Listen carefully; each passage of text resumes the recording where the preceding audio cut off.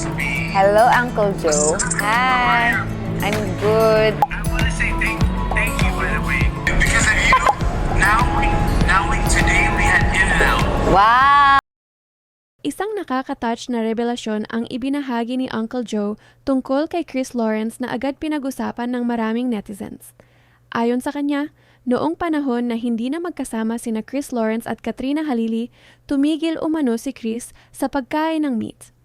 Ngunit ngayon, matapos ang muling paglapit at maayos na samahan ng dalawa, napansin nilang kumakain na ulit si Chris ng meat. Dahil dito, nagpahayag si Uncle Joe ng pasasalamat kay Katrina Halili sa positibong pagbabagong nakita niya kay Chris. Para naman sa maraming fans, masaya silang makita na tila mas maayos na ang kalagayan ni Chris at mas magaan ang kanyang pakiramdam. Tara panuorin natin, Fatjagi. Papakulat tayo for today's video. Ano bang agenda natin today? Ayun, agenda natin today si Ginger. Nag-spa muna siya, guys. Nagpag-groom muna siya para maging fresh naman yung Lola Ginger. Di ba, bagong... Ay! Mukha pa akong aso ngayon. Hindi mo, be. Di ba?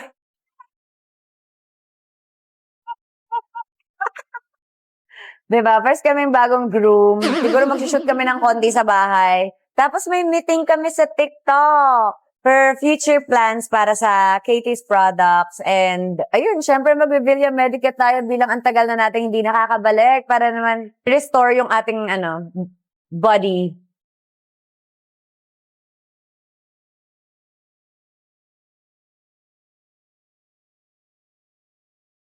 And we're done. Syempre, nakalimutan natin mag-lipstick. Putlahan na naman tayo. Let's go na! Dami pa. Ang daming iniwan ni Mr. B, guys. Tsaka ginagamit ko yung mga free. kaya marami pa talaga. Guys, ang laki ng green part. Look. Naku, matutuwa si Katie. Sige na nga, bili ko na siya. Matagal na rin siyang hindi nakakapag-pistachio bar. Dahil inabutan na tayo ng lunch break, kain muna tayo mga my loves. Ito ang ating favorite part. This time, unlimited steak.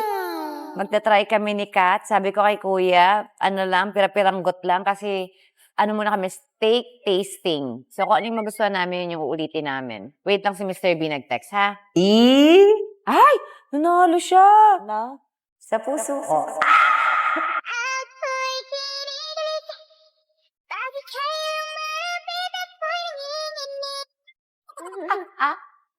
Kaya naman, ginamitan ko siya ng...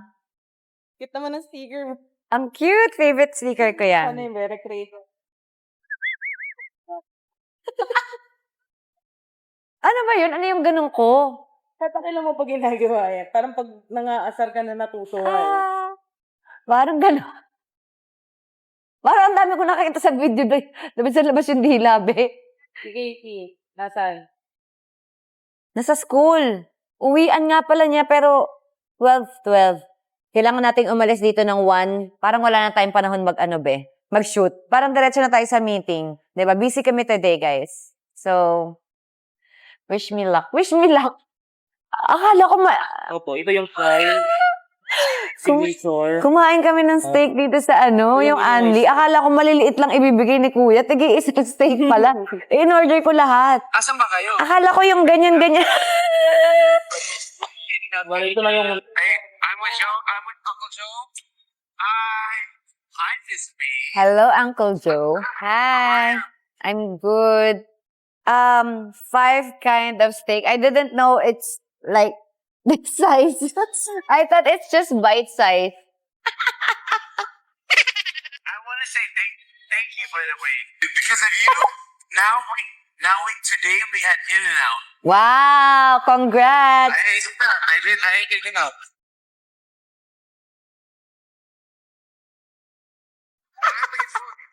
Bye-bye. Oo, nagde-thank you sa akin si Uncle Joe kasi daw kumakain na si Mr. B ng meat. Wow! At ngayon ko lang nalaman na nag-stop pala siya kumain ng meat nung naghiwalay kami. Anong meron? Sa akin anong hiwalay ng meat sa akin, be? Ngayon ko lang kumain ng meat, ha? Tapos nagkabaling ako kumain ng... Ay, ipa pala. Ay, sorry. Nag-healthy living siya. So ngayon, dinudumihan na naman niya yung sarili niya, ganon. So parang naging ang nangyayari nito, parang bad influence pa tayo. Pero nag-enjoy naman siya. Ang tagal mo naman, Mama. Kanina pa ako nag-iinday dito. Ginapitan na siya?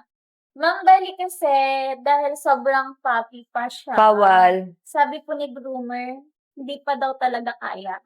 Kaya pa sagot, ba't ang kapal pa rin ang buhok mo? Okay lang, kid pa rin naman ako. Hi, Mama. Papa. Tata. Apo. Ano, okay ka ma'am. Tuloy na. Ay! Ex-deal na siya. Uy, endorser ka na dito, B. Oh my God! Buti naman, gumana yung pagpapakid ko. Hey, ayan. Fresh na siya ulit, guys. Look. Say thank you. Thank you, Celebrity Boss. Magiging first na rin ako like my mama. Hey, baby. Bye, ate. Thank you, ma'am. Oh my God, you have salon na, huh? Say hi, Dada. I have my salon na here at Magnolia. Hi, Dada. May endorsement na po ako. Sana marami pang dumating. Sa mga brands dyan, pikenimin po. Yay! Guys, meron ng sponsor si Ginger. Ginger, they say thank you. They say thank you, love. Oh. Thank you po ulit, Celebrity Boss. So, ulitin po. You're so fluffy. Hi, Dada. Look at Ginger. Cutie Ginger. Say hi to Dada. Dada, umuwi ka na nga. Ako yung pinanggigilan dito ni Mami. Hi, Dada. Hi. Sige na nga. Hello, Dada. Hi sa'yo. Pasalubong ko po pag-uwi mo, ha? Mga my loves! May gift sa akin si Mr. B. Tcharan! Yee, ano kaya to? Ay, hindi alam. Kasama ako bumili. Ano to, te? Binili niya pala to sa Hong Kong. So, ayan! Wow! Nakailang store pa kami ng LV kasi wala talagang size ko. Sneakers! Yee! Ang cute! Parang ayoko na lang suotin. Parang ayoko siya itapa. Display, hindi. Suotin na natin. Gamitin na natin, guys. So, ano naman gagawin ko kung hindi ko to susuotin, di ba? So, ayun na nga mga my love. Ayoko man sana siyang gamitin, pero ano pang silbi na binili ni Mr. Bito? At saka ganitong shoes talaga yung binili niya para talagang pasok sa aking mga outfit. Kahit mga siguro sa bahay pwede ko din suotin, no? Joke. Pantulog siguro, no? Parang si Igid, ayaw din niya suotin yung shoes na binili. Eh ako naman, di pwede. Kaya binili ni Mr. B para suotin ko. So, susuotin na natin siya today.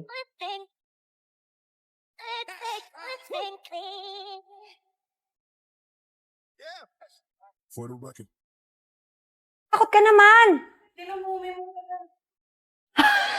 Ano to?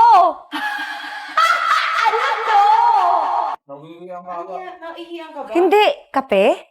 Hindi yan ihi. Ending, magbibihis pa tayo ngayon. Oh, no! Ano ba yan? Okay na yung outfit ko eh. Ano to? Di ba pwedeng punasan na lang? Uy, malilate na tayo kay Katie. Halika na, B. Si Katie late na, B. Tara na, B. Tara na si Katie. Ayaw niyang malilate. Yung aircon ba't nakabukas? Lo, OMG, may meeting pa ako sa Makati. Be, kasi wala na talaga akong chance na maghanap ng damit. Yan. Ay! Ganun pala yun. Ay, ang ganda natin. Ay! Maganda magbatuhan tayo ng linya. Ano maganda? Get out of the car! Ako? Bakit parang kasalanan ko? Pero bakit kasalanan ko? Mga ganun to, get out of the car. Suotin mo muna yung rubber shoes. Ay, wait lang. Tatakbo pala tayo. Stop! Nakastop tayo. Okay. Diba, guys? Alam mo, natatawa ako dun sa mga eksena dun sa Kamao.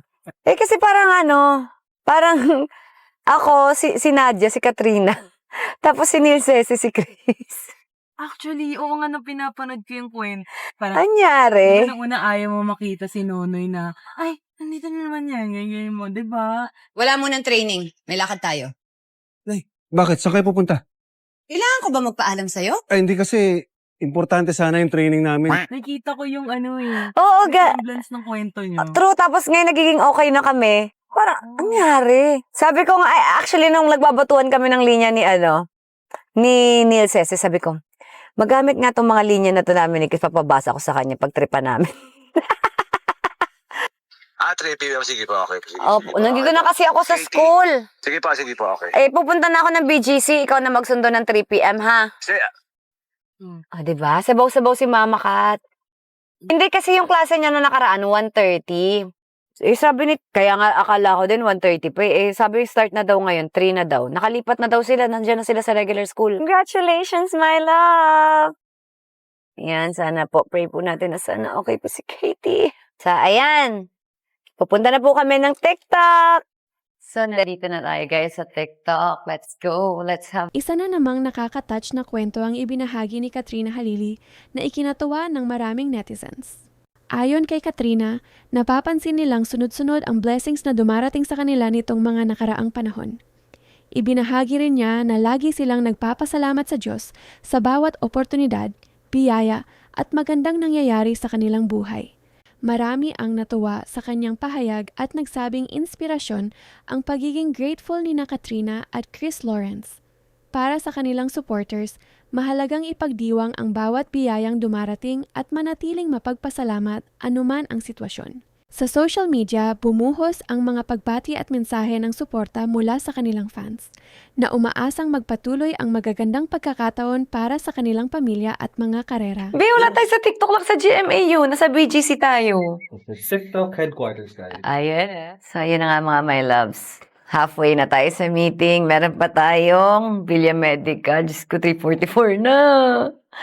Ay! So, yun. At least marami tayong natutunan dito sa sa TikTok, diba? O, sige, walk tayo. Exercise? 2 blocks away.